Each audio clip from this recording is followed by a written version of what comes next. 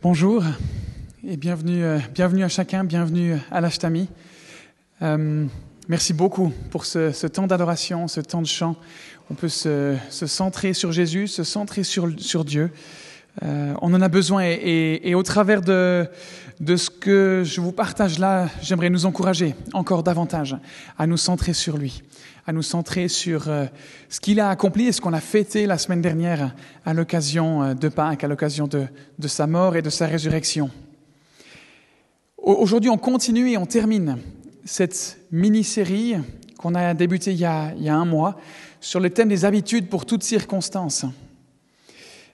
Et au vu de la situation de transition que l'Église vit actuellement, des défis qu'elle traverse, des épreuves qu'elle traverse, au vu de toutes les choses qui nous tombent dessus par les médias, par le boulot, dans nos familles, et qui viennent chambouler nos vies, toutes ces choses qui viennent nous déboussoler, nous déstabiliser, ou bien au contraire au vu de la routine dans laquelle on peut se trouver, de cette phase de vie où tout semble être un long fleuve tranquille et où on perd de vue peut-être les choses qui rendaient nos vies dynamiques, qui nous donnaient envie d'avancer. Eh bien, il me semblait important d'aborder ce thème des habitudes. Parce que les habitudes, et c'est ça que j'ai aussi particulièrement apprécié dans l'introduction de Suzanne, c'est une décision. C'est ce choix de mettre en place quelque chose pour agir en fonction de ce dont je suis convaincu, au détriment de comment je me sens. Et Suzanne nous a vraiment invités à ça aussi au début, là, à nous lever. Peut-être qu'on est dans une situation où on n'a pas envie, on est fatigué, on est déçu, on est attristé, on est en colère, on est irrité. Et elle nous invite à nous lever et à nous centrer sur Jésus, parce qu'il est l'objet de notre attention et de notre adoration. Ces habitudes que je vous présente depuis quelques semaines, elles ont ce même but, que dans nos quotidiens, il y ait des éléments, des choses qui nous permettent de nous tenir debout devant Dieu et de dire « je fais le choix de », peu importe ce que je ressens. Et on a besoin de ces repères dans nos quotidiens. On a besoin de ces repères dans ces vies qui sont chamboulées, qui changent à 1000 à l'heure. Quand il y a des nouvelles qui nous frappent, et puis tout est bousculé, on perd nos repères, et c'est déstabilisant. Et c'est bien, il faut l'accepter, ça fait partie de la vie, ces moments de déboussolement. Mais ce n'est pas un état figé dans le temps qui va rester comme ça. Au travers de sa parole, au travers de ce que Jésus nous montre, il nous montre des repères. Et il nous sert de boussole, il nous sert de guide dans la tempête, il nous sert de guide quand on est dans la forêt et qu'on ne sait plus où se trouve le nord. On a besoin de ces habitudes. Alors c'est que des suggestions, c'est que des habitudes que je peux personnellement mettre en pratique de temps en temps, d'une manière ou d'une autre. Et c'est dans ce sens-là que j'aimerais les partager. Elles ne sont pas complètes, elles ne sont pas parfaites, c'est pas la Bible, c'est pas la parole de Dieu, mais elles s'inspirent de la parole de Dieu. Et c'est ce que j'aimerais vous partager. Je vais revenir brièvement sur le verset d'introduction, le verset qui nous conduit dans cette série, c'est Colossiens 2, 6. Ainsi donc, tout comme vous avez accueilli le Seigneur Jésus-Christ, marchez en lui. La première étape, c'est de reconnaître Jésus comme notre Seigneur et Sauveur. C'est ce qu'on a célébré à l'occasion de la Pâque la semaine dernière. Mais c'est l'entrée. Après, il y a le chemin. C'est le début du parcours. Et ensuite, il y a le chemin inspiré de ce qui s'est passé à l'entrée, évidemment, qui nous conduit tout au long. Mais il y a cette marche de la vie chrétienne, de marcher en lui. Suivre les traces de Jésus. Et ça peut se faire notamment en cultivant certaines habitudes qui nous permettent d'aller chercher ce dont on a besoin au bon endroit.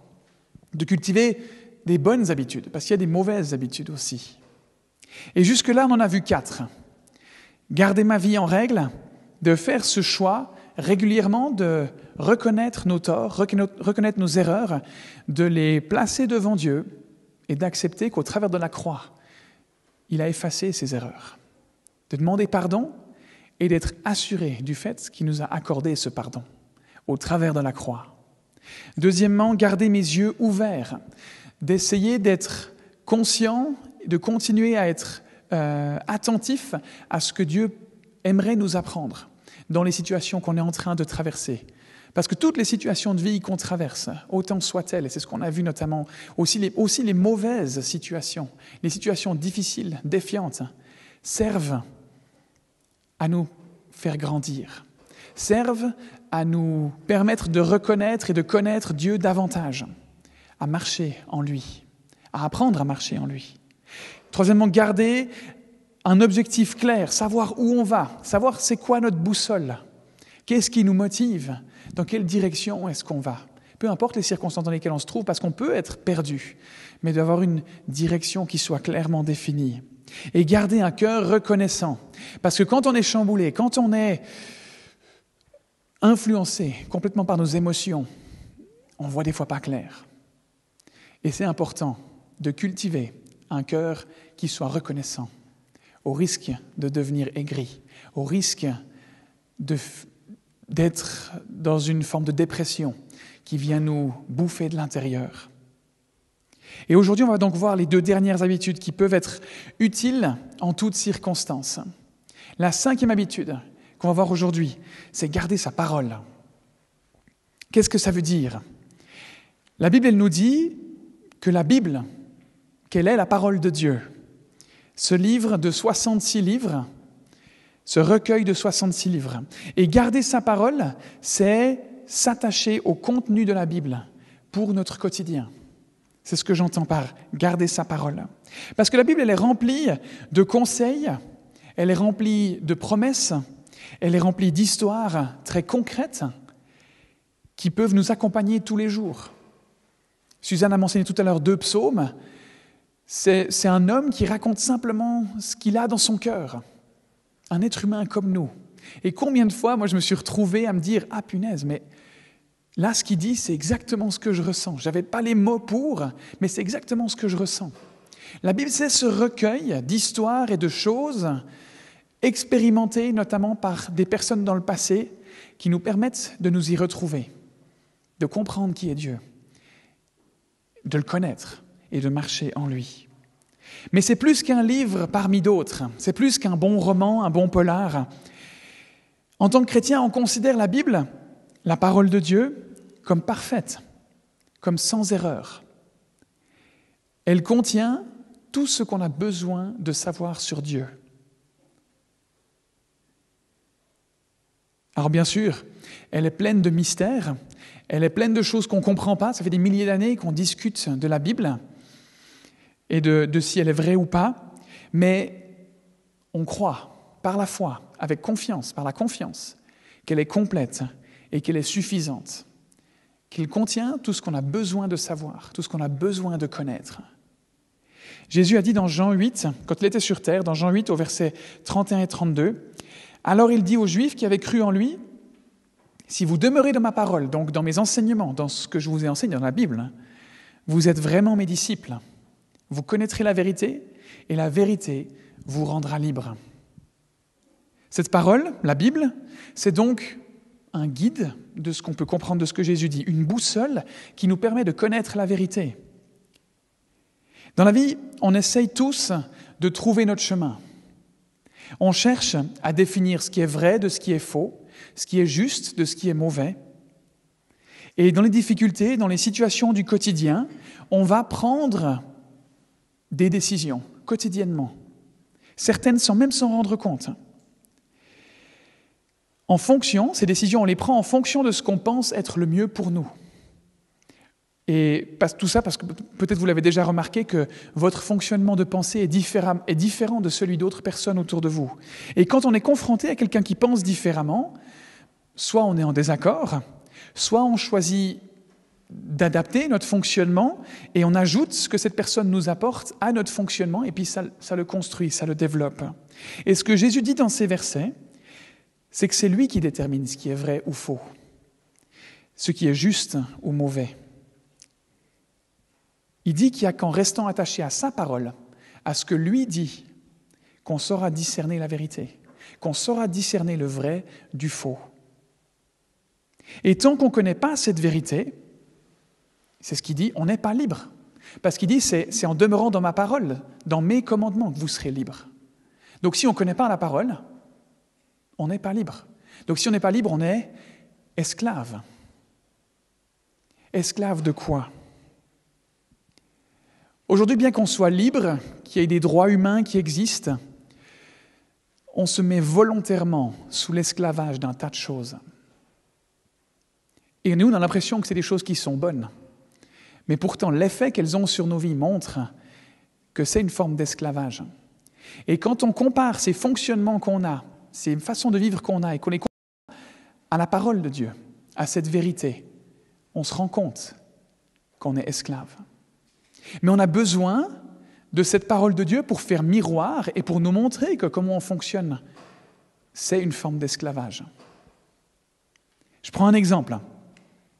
Pour être heureux dans la vie, on va en général chercher à être aimé, apprécié, valorisé par ceux qui nous entourent, par notre famille, nos collègues de travail, nos amis, nos voisins, etc.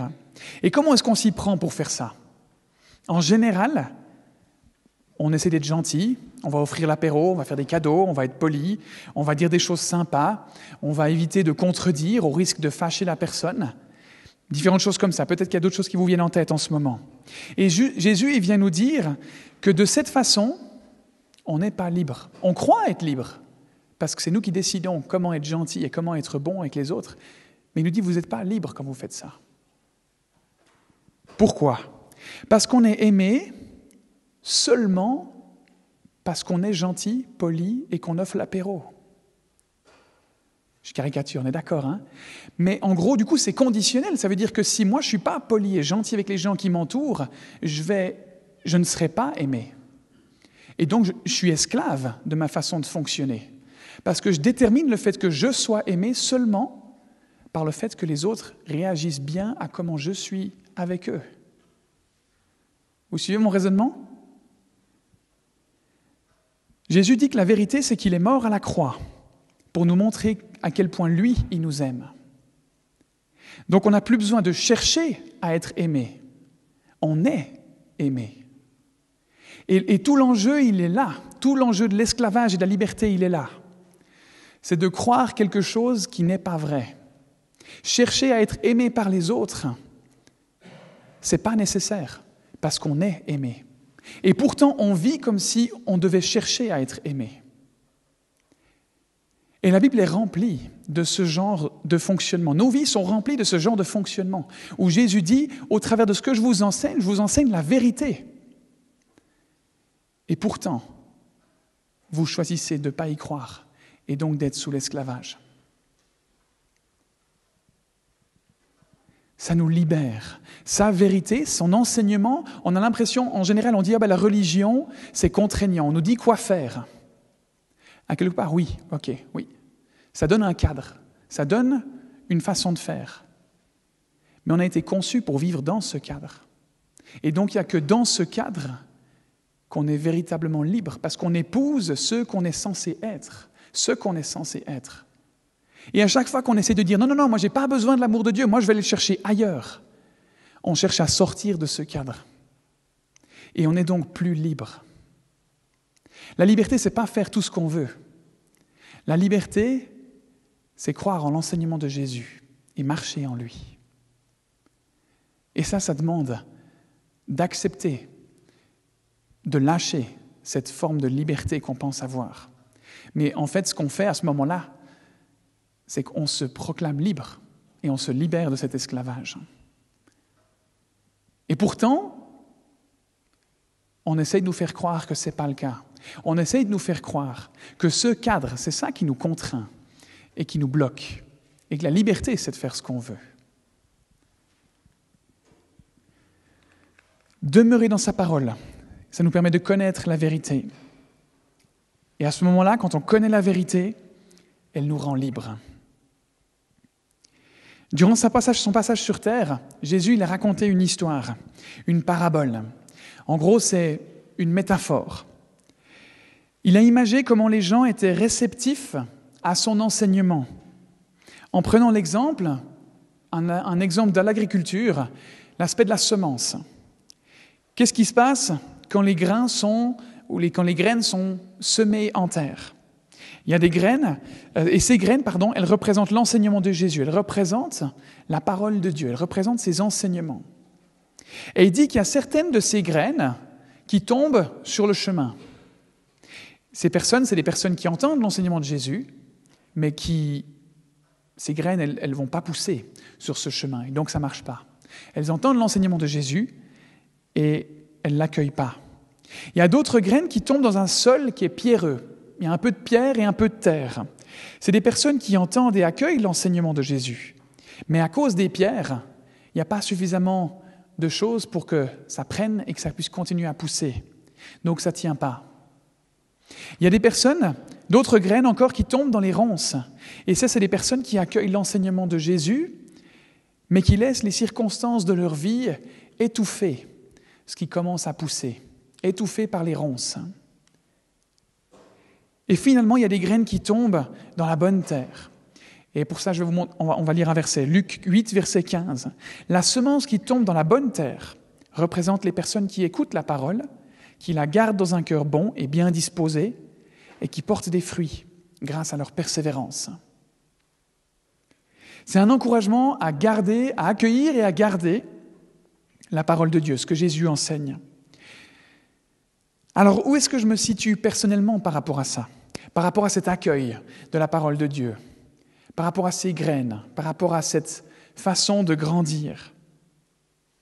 Est-ce que j'y accorde de l'importance? Est-ce que je me dis que la foi chrétienne, c'est plutôt pour les autres? Est-ce que je me dis que c'est une belle histoire et j'y crois, mais au final, face à toutes mes circonstances de vie, je ne vois pas trop comment ça s'applique, alors voilà. Est-ce que vous vous dites, j'y crois, mais sans plus? Ou peut-être que vous vous dites, ça me suffit de venir à l'église le dimanche. J'y entends parler de la parole de Dieu et puis ça suffit. Est-ce que votre cœur est bon et bien disposé à recevoir cette parole? Est-ce que vous arrivez à la garder, serrée contre vous, à la garder dans votre cœur? La Bible nous encourage donc à garder la parole de Dieu. Et c'est ce qu'on découvre dans le psaume 119. C'est un énorme psaume, un très long psaume, qui est vraiment long, et il parle de la parole de Dieu justement. Et dans ces versets-là, il dit « Je m'attache à tes instructions, à tes enseignements éternels », donc un autre mot pour Dieu. « Je cours sur la voie de tes commandements, car tu épanouis mon cœur. » Comment est-ce qu'on peut faire ça concrètement? De courir sur la voie de ses commandements, de s'attacher à ses instructions.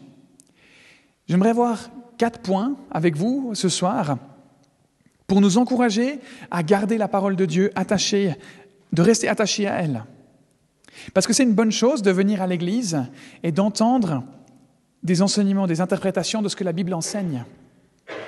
Mais c'est important de pouvoir s'y accrocher seul, de ne pas être dépendant seulement de ces moments qu'on vit là maintenant, mais de pouvoir s'y accrocher quand on est à la maison, quand on est dans notre quotidien.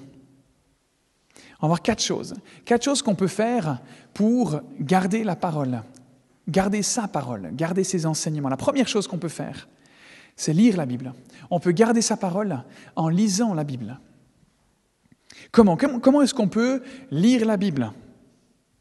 Vous me direz, il suffit d'ouvrir et puis de lire. On est d'accord. Mais il y a beaucoup de personnes qui ont de la peine à lire la Bible. Il y a beaucoup de personnes qui n'aiment pas lire. Et dans ce cas-là, on est embêté parce que c'est quelque chose d'écrit. Ah oui, il y a la Bible audio qui existe et peut-être que ça vous convient, mais ce n'est pas facile. Est-ce que vous connaissez cette histoire du gars qui voulait connaître la volonté de Dieu pour sa vie? Ça devait être un gars qui n'aimait pas beaucoup lire, qui n'avait pas trop de temps à perdre, et puis qui s'est dit, ok, vu que la Bible, c'est la parole de Dieu, moi je vais l'ouvrir.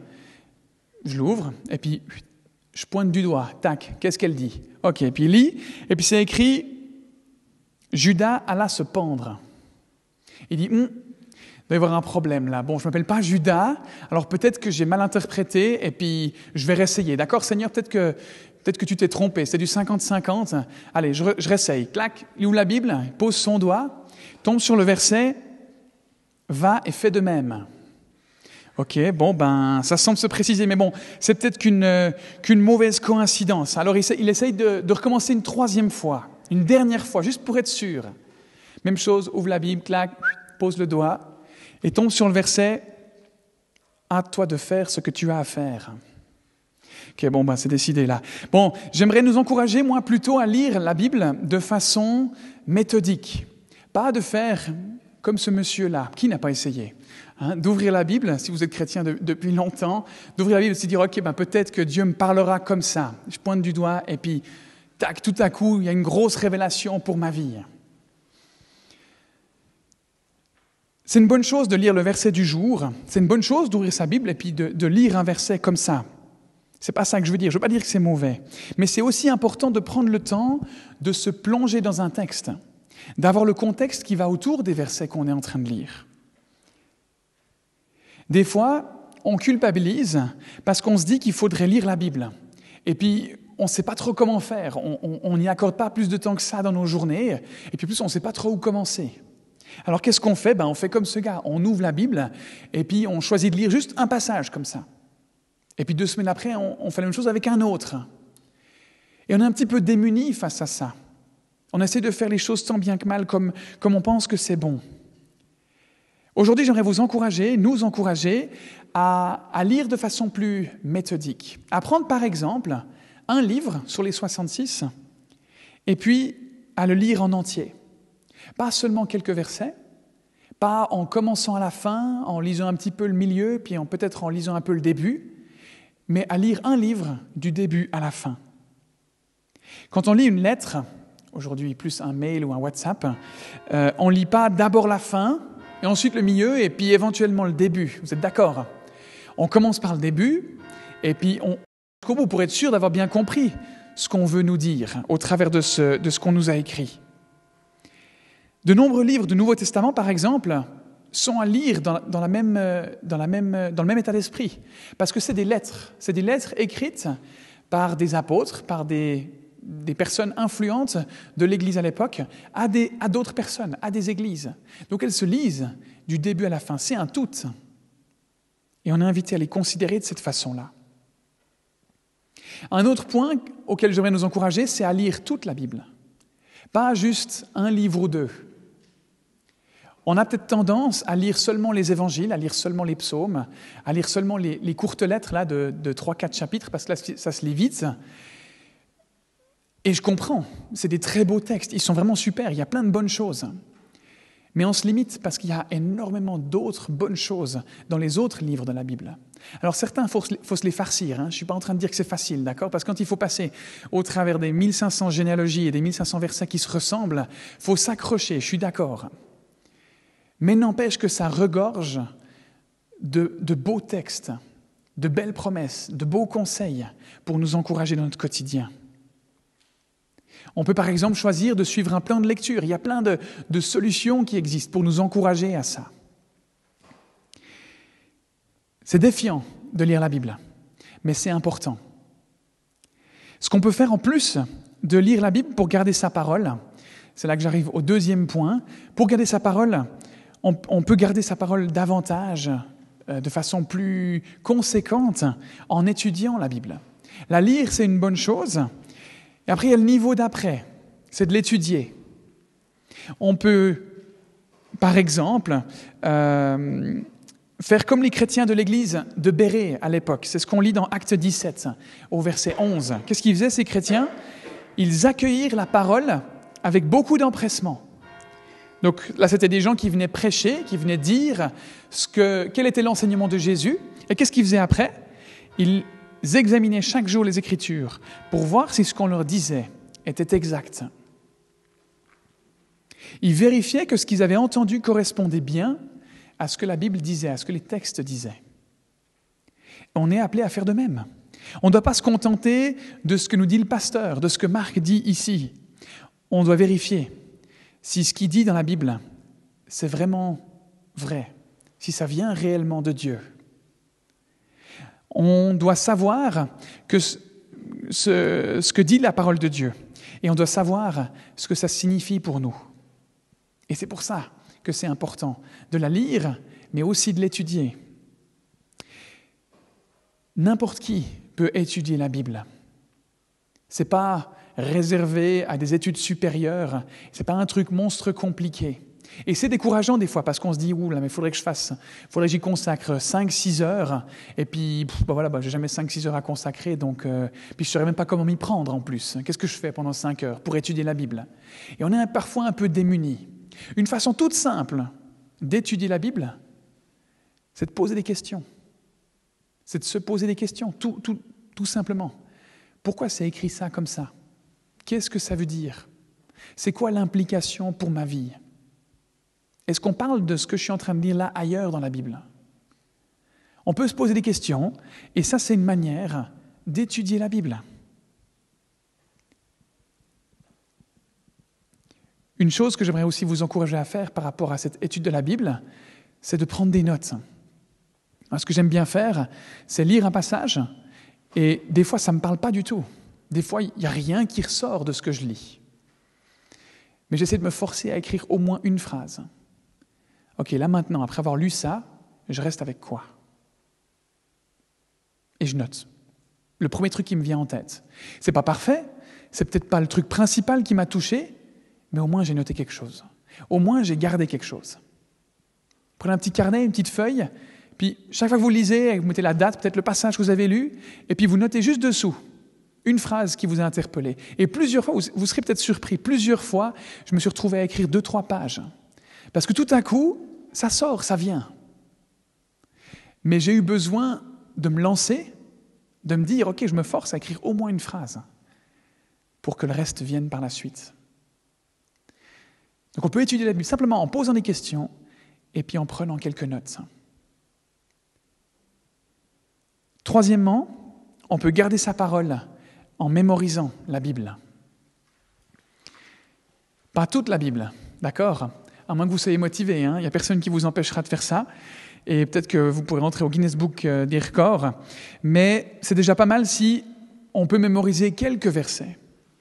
Le fait de mémoriser certains versets, ça permet de garder ces choses dans notre cœur, de s'en souvenir. Ça permet de connaître certains textes.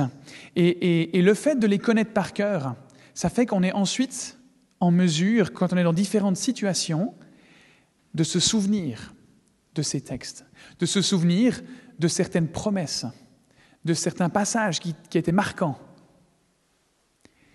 pour nous encourager, pour nous accompagner, pour nous consoler, pour nous fortifier, pour différentes raisons, différentes choses qu'on sera en train de vivre et de ressentir sur le moment.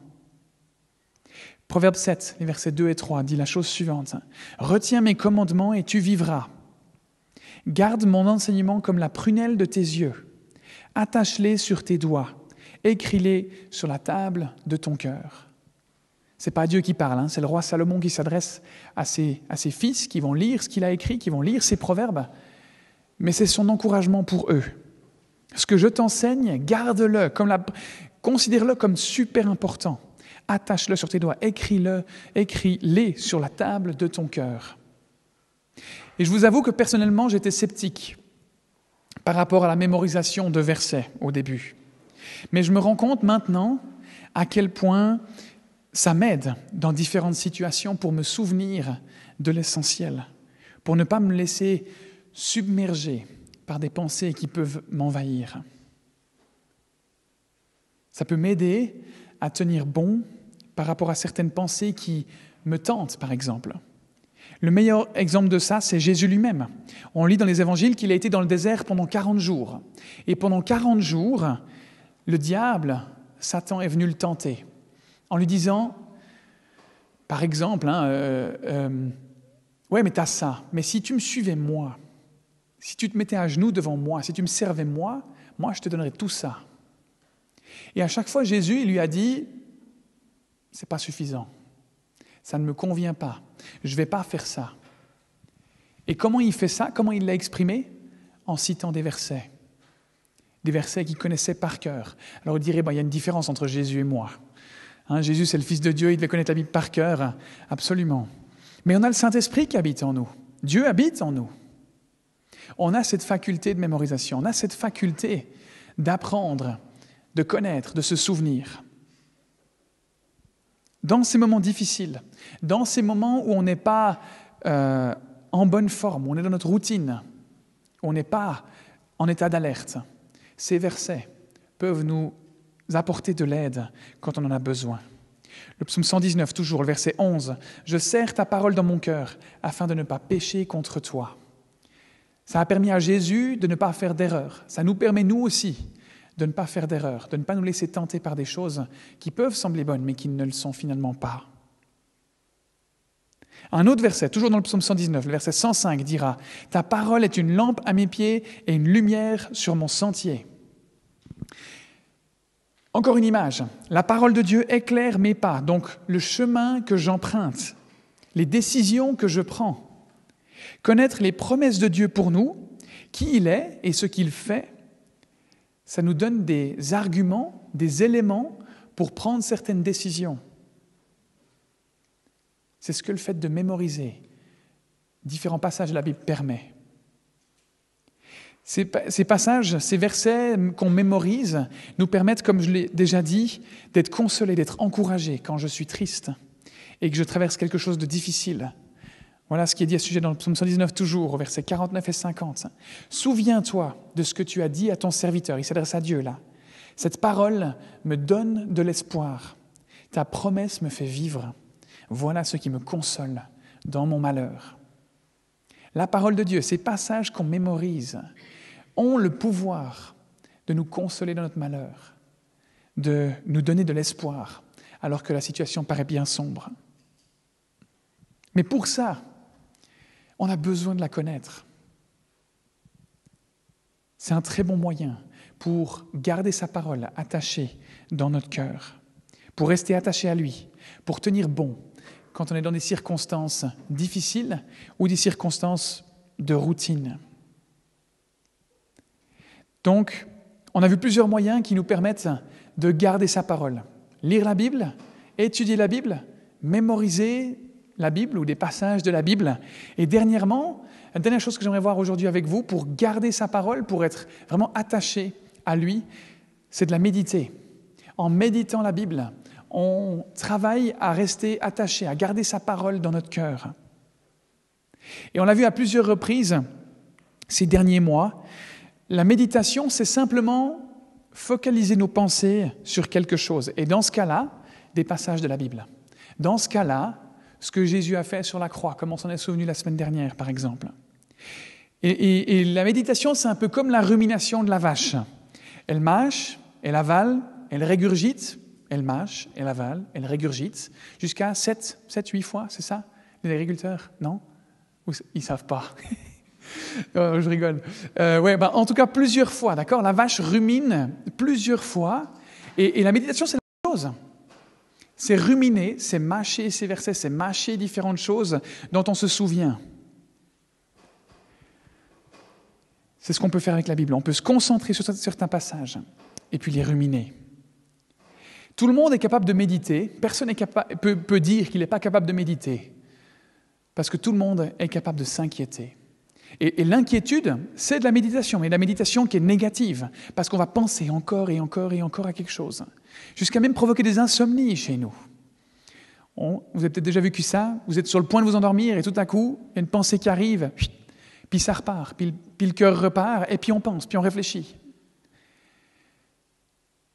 La méditation, c'est de l'inquiétude positive.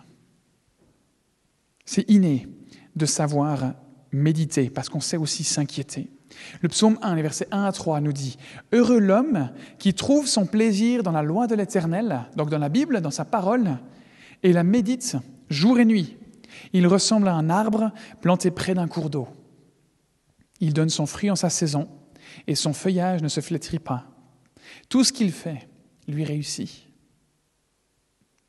Ruminer, méditer la Bible, c'est bénéfique pour l'être humain.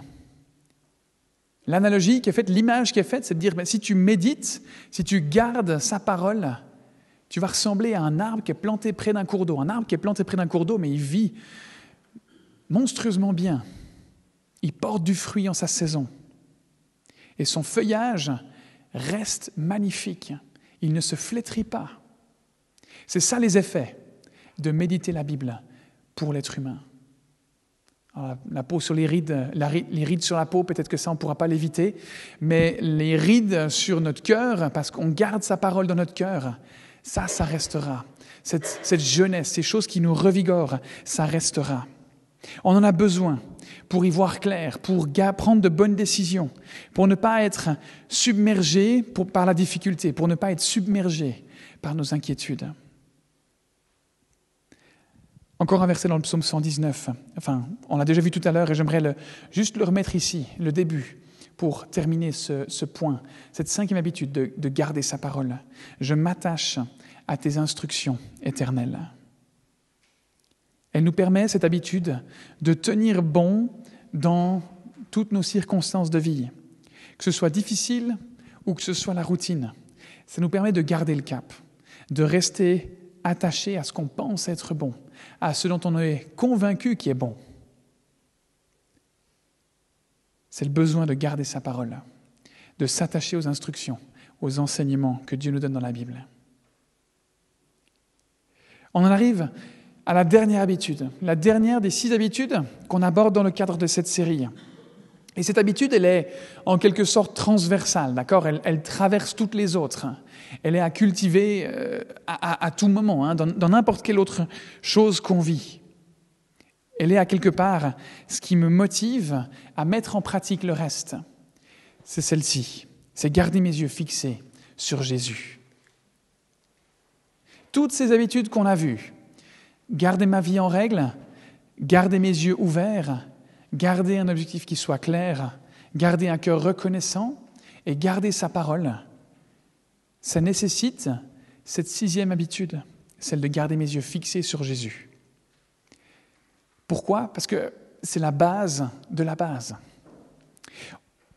On a un choix à faire quand on est dans des circonstances difficiles, quand on est dans une forme de routine et qu'on avance machinalement. Sur quoi est-ce qu'on va s'appuyer pour nous aider et pour nous guider ? Qu'est-ce qui va être notre moteur dans ce qu'on vit ? Autant dans la difficulté que dans la facilité. Est-ce qu'on va s'appuyer sur nos finances ? Est-ce qu'on va s'appuyer sur nos compétences relationnelles, professionnelles, sociales ? Est-ce qu'on va s'appuyer sur nos amis ? Est-ce qu'on va s'appuyer sur le sport ? Est-ce qu'on va s'appuyer sur la musique ?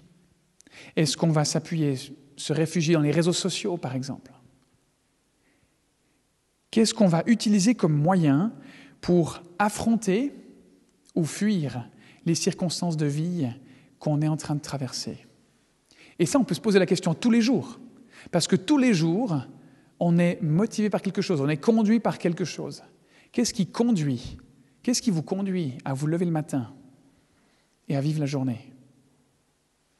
La perspective des vacances dans 3 mois ? Le week-end avec les amis ?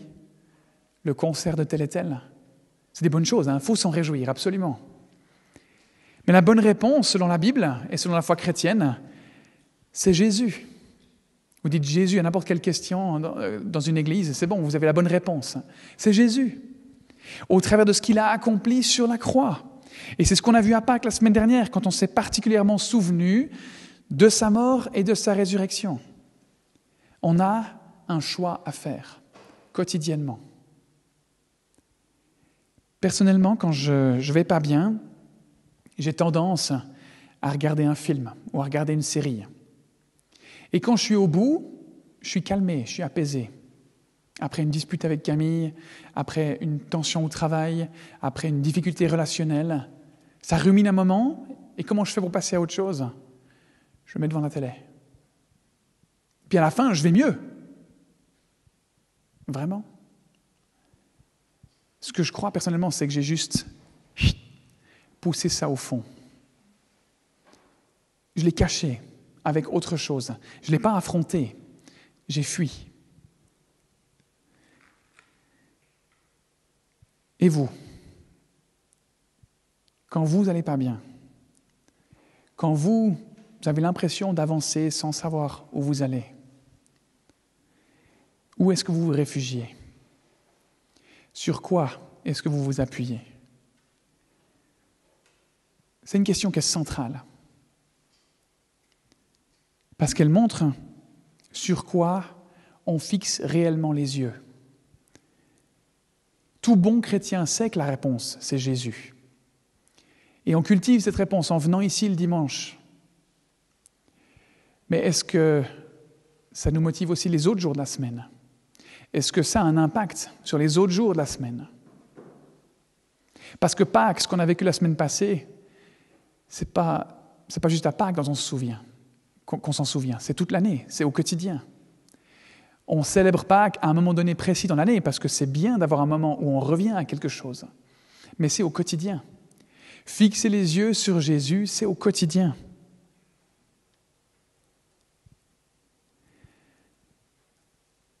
C'est ce qu'on fait qui nous montre où se trouve notre cœur. Dans quoi est-ce que vous vous réfugiez quand vous ne maîtrisez pas vos émotions, quand vous êtes angoissé, agacé, énervé, frustré, perdu, abattu? Comment est-ce que je fais pour passer à autre chose? Qu'est-ce que vous utilisez au quotidien pour passer à autre chose? Et est-ce que c'est une bonne chose? Encore une fois, la bonne réponse, et j'en suis convaincu, ça ne veut pas dire que je le mets en pratique tout le temps, mais ça m'aide, c'est Jésus. Tant qu'on ne fixe pas les yeux sur lui, ces émotions que j'ai mentionnées avant, elles sont que déplacées ou refoulées, mais elles n'ont pas disparu, elles ne sont pas traitées. Elles sont quelque part cachées en nous, et elles risquent bel et bien de ressortir et de nous faire vachement mal et de faire mal aux autres. Hébreux 12, 2, dans ce sens-là, nous dit « Gardons les yeux fixés sur Jésus, dont notre foi dépend du commencement à la fin. Il a accepté de mourir sur la croix sans tenir compte de la honte attachée à une telle mort, parce qu'il avait en vue la joie qui lui était réservée. Et maintenant, il siège à la droite du trône de Dieu. » C'est ça qui nous permet de faire face et d'affronter nos circonstances du quotidien. C'est cette même espérance que Jésus. C'était quoi son espérance? Il avait en vue la joie qui lui était réservée. Et maintenant, il siège à la droite du trône de Dieu. Il n'a pas regardé à sa mort qui était honteuse, qui était difficile. Il n'a pas regardé aux circonstances qui étaient là devant lui. Il a regardé au-delà, à la joie qui lui était réservée. C'est une question de conception du monde. Pour certaines personnes, pour les non-chrétiens et d'autres, la vie s'arrête à la mort. Mais la Bible, elle nous enseigne que la mort, c'est qu'un passage vers l'éternité, dans la présence de Dieu. La mort de Jésus n'était qu'un passage vers cette joie éternelle où il siège à la droite de Dieu. Les difficultés qu'on vit actuellement, le flou dans lequel on se trouve, qu'on vit actuellement, il va avoir une fin. Avant qu'on soit dans la joie de la présence de Dieu, pour l'éternité. La suite du verset, au verset 3, ça dit « Oui, pensez à Jésus. Les pécheurs étaient comme lui. Ceux qui vivaient sans Dieu étaient comme lui, contre lui, pardon. Mais il a tout supporté. » Donc, lui, en d'autres mots, les circonstances qu'il a vécues, elles étaient super difficiles parce qu'il avait tout le monde contre lui. Il aurait pu abandonner, mais il n'a pas abandonné. Donc, faites comme lui. Ne vous laissez pas vaincre par le découragement. Focalisez-vous sur Jésus. Gardez les yeux fixés sur Jésus, sur l'espérance qu'il y a après la mort. Il y a d'autres versets dans 2 Corinthiens 4 qui expriment ça. C'est pourquoi nous ne sommes pas découragés face aux circonstances de vie difficiles. Et même si notre corps suit petit à petit ce qui est au fond de nous, donc notre foi, dans notre traduction il parle de ça, de notre foi, devient chaque jour nouveau, se renouvelle de jour en jour et fortifié de jour en jour. Oui, nos souffrances actuelles sont légères et durent peu de temps. Pourtant, ça paraît sacrément long, mais elles nous préparent une gloire extraordinaire.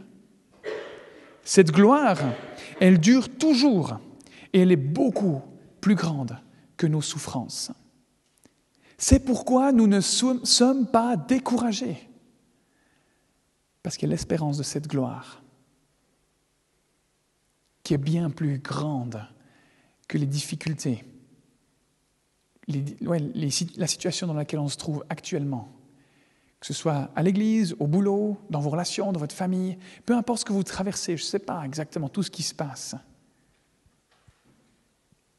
Gardez les yeux fixés sur Jésus. Parce qu'il a fait à la croix, il a ouvert ce chemin vers la gloire. Il a ouvert ce chemin vers la vie éternelle qui n'était pas possible avant. Il a ouvert ce chemin vers la joie éternelle par la croix. Mais c'est un choix qu'on a à faire. On peut le refuser ou on peut l'accepter. Mais on a un choix à faire. Et à quelque part, refuser de choisir, c'est refuser tout court. Dans toutes circonstances, on a besoin de garder nos yeux fixés sur Jésus. C'est le choix que Michée, un prophète, quelqu'un qui parlait au nom de Dieu, a fait. Michée 7,7. Mais moi, je regarderai vers l'Éternel. Je lèverai les yeux vers lui, c'est ça que ça veut dire. Je mettrai mon espérance dans le Dieu de mon salut, dans celui qui m'a sauvé. Mon Dieu m'exaucera. Ce verset, par exemple, il est génial à connaître par cœur. Quand on est perdu, quand on se dit « Oh là là, toutes ces circonstances, c'est trop dur, c'est trop. » Alors attends, mais moi je regarderai vers l'Éternel. Peu importe ce qui se passe, je mettrai mon espérance dans le Dieu de mon salut. Ça paraît impossible ce que je vis. Mais mon Dieu m'exaucera. Alors bien sûr, le fait de cultiver ces habitudes, c'est un cheminement. Là, je vous le communique, c'est la théorie, c'est parfait, ça a l'air de fonctionner, c'est logique. Mais on sait très bien que la vie humaine, elle est beaucoup plus chaotique. Et c'est OK, c'est un chemin. On avance pas après pas. C'est la vie. Et on va rechercher cet équilibre. Juste le fait de me tenir debout là, devant vous, ça demande énormément de travail dans mon corps, parce que mon corps est sans arrêt en train de m'équilibrer. De me dire, il se penche en avant, ok, mais en arrière, allô, Houston, il faut y aller, mettez les muscles en marche. Et en fait, les muscles, ils fonctionnent constamment. Et dans la vie, c'est exactement ça. Cette recherche d'équilibre, c'est un effort constant. Cette recherche d'équilibre, c'est une action constante de nos muscles. Une action constante de ces habitudes qu'on essaye de mettre en pratique. Puis des fois, on tombe. Mais c'est pas grave. On se relève et on recommence. On reprend là où on en était et puis on continue. Il n'y a pas de culpabilité ou de pression de dire « Ah mince, maintenant que je suis tombé, je dois recommencer à zéro. » Non, pas du tout. On continue. C'est pas grave si on n'arrive pas à mettre en pratique ces habitudes. L'important, c'est d'en avoir conscience et puis d'essayer. C'est un défi. Et personnellement, comme je l'ai dit, je ne maîtrise pas ces habitudes. Elles ne sont pas toutes naturelles et faciles à vivre, à mettre en pratique. J'oublie, je me trompe et j'échoue aussi. Mais l'important, c'est de continuer. L'important, c'est de pouvoir se relever et de continuer à les mettre en pratique. À fixer les yeux sur Jésus, en avançant vers lui, en faisant du mieux qu'on peut. Et je pense que dans ce que je viens de vous partager, je ne suis pas le seul à le vivre. Et si vous avez aussi ce désir, moi c'est mon désir en tout cas, que ces habitudes elles puissent davantage prendre de la place dans mon quotidien. Si c'est votre désir aussi, si vous avez cette soif, cette envie, que dans ces circonstances de vie que vous traversez, aujourd'hui ou à l'avenir, vous aspirez à ce que, je me suis perdu dans ma phrase, si vous aussi vous aspirez à ce que ces habitudes elles soient là et qu'elles se développent, si vous aspirez à marcher en lui, j'aimerais vous inviter à prier avec moi pour finir. Parce que peut-être que ce que j'ai partagé aujourd'hui, ça vous interpelle, parce que vous n'avez jamais pensé que Jésus pouvait être la solution à la gestion de votre quotidien, de votre vie. Peut-être que vous vous êtes dit, l'évangile, oui, c'est bien, c'est une chose, mais j'avais l'impression que c'était tout, j'avais l'impression que c'était acquis, que c'était terminé après ça. Non, il y a cette marche qui commence après. Si vous prenez conscience de ça et que vous avez envie d'avancer, de marcher en lui, je vous invite à prier avec moi. Si vous voulez laisser votre vie être transformée, laisser Dieu conduire votre vie, lui la remettre pour la première fois ou la 100e fois, on peut le faire là maintenant, simplement, en priant, en lui parlant. Il nous entend. Et puis, demain, faire un pas de plus. Alors si c'est dans tous les cas, je vous invite à fermer les yeux, par respect pour les autres aussi, et si c'est votre désir, vous pouvez simplement dire cette prière avec moi, répéter les paroles, ou bien simplement dire Amen à la fin, tout ce qui vous donne l'impression que vous êtes en train de parler à Dieu. On va le faire ensemble là maintenant. Ouais, Seigneur Jésus, tu connais la situation de ma vie. Tu sais, tu connais mon cœur parfaitement. Et tu sais où je vais me ressourcer. Tu sais ce qui me fait du bien et tu sais ce qui me fait du mal. Aujourd'hui, j'aimerais faire ou refaire le choix de me ressourcer en toi, de me confier en toi. Je reconnais que tu sais ce dont j'ai besoin et je veux te donner le contrôle de ma vie. Je veux fixer mes yeux sur toi et sur rien d'autre. Alors aide-moi à garder ma vie en règle. Aide-moi à garder mes yeux ouverts, à garder un objectif clair, à garder un cœur reconnaissant, à garder ta parole et à garder les yeux fixés sur toi. Je veux faire les efforts pour mener une vie qui soit saine, avec ses habitudes saines. Mais j'ai besoin de toi pour ça. Parce que seul, je suis incapable de vivre comme ça. Alors transforme mon cœur encore et encore, s'il te plaît. Au travers de ce que tu as fait sur la croix pour moi. Merci parce que tu as donné ta vie pour moi et parce que tu m'aimes au point de l'avoir donné pour moi. Je veux t'aimer en retour. Amen.